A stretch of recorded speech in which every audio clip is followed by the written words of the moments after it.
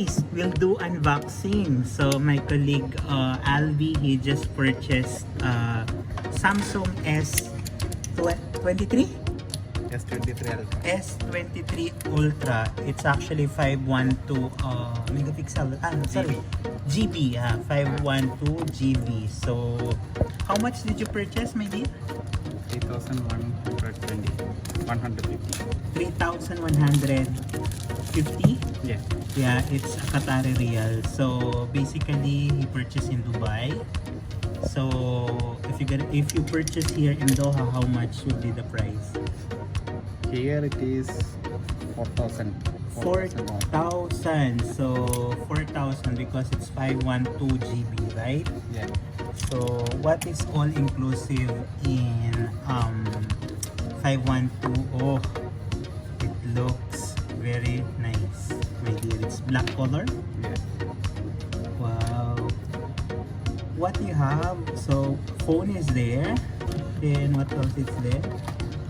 So inclusive with is there any earpad or something? No, you're Only the charger. Yeah. Okay, cord only. With the cord. It is inclusive with the cord And also one case. and inclusive with one case. Black case, yeah. So this is S23 Ultra. So 512 for the price of 3,150 QR. Okay. Wow, it looks so fancy. And it's quite bigger than the Apple Pro Max. I think this is the equivalent of iPhone Pro Max, yeah? Yeah. Most of the specs is it's actually versus to iPhone Pro Max. So it's what they call that one? And Is stylus pen, right? yeah. Oh, okay. So he opened it up. Samsung Galaxy. So guys, if you wanted to have iPhone, you save money. Because 3 months he have told me about this iPhone. After 3 months, he just purchased it. How is it? Is there any inclusive with a screen protector? Nothing, huh? Nothing. Nothing, huh? So what was the specs of this, by the way? This one it is 512 GB RAM. Uh-huh. And also this one it is 200 megapixel camera. 200? Megapixel. 200 megapixel camera. I think Pro Max is only 10 megapixel. Is it? I think so.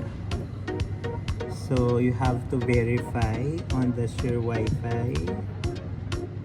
So to get that what you call this one? To activate.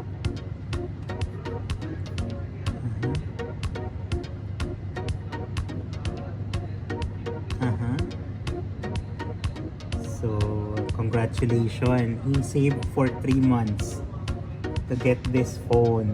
He used to charge every now and then. Now he can play anytime. Maybe it would last the battery for about 2 to 3 days. Wow, it has 3 camera. Yeah. Wow, it looked fancy, boss. Yeah, so it's loading now. So he's setting it up. Wow, it's searching for eSIM. So there's no SIM card yet. It's a dual. Yeah, dual. Oh, it's a dual. You can place 2 cards here, 2 SIM card. So it's actually very nice phone. It's actually bigger than I expected. I think it's bigger than Pro Max, yeah? I think this kind of phone, I think it's much better when you are working in the office or you have some work from your laptop. And this is quite useful for that. Oh my god, how How is it? Congratulations, by the way, for having new phone. It looks very good. See? So usually in updating the phone, there is a lot of things you have to uh, log in for security purpose, probably.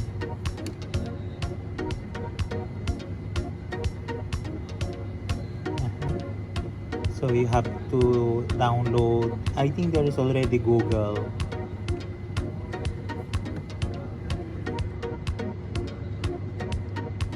Okay.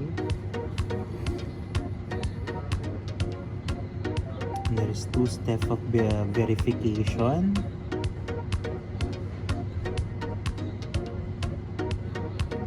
Wow, it's so nice. Yeah, hey. So welcome. So what you have all there, I think most of the application is already there, right? Facebook is there, everything. Only Facebook, Spotify, and all Google's. Again, what is the specs of this one? 512 megapixel.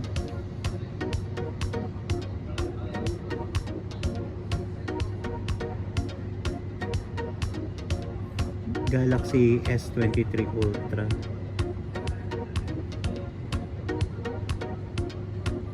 So guys, come and buy it na.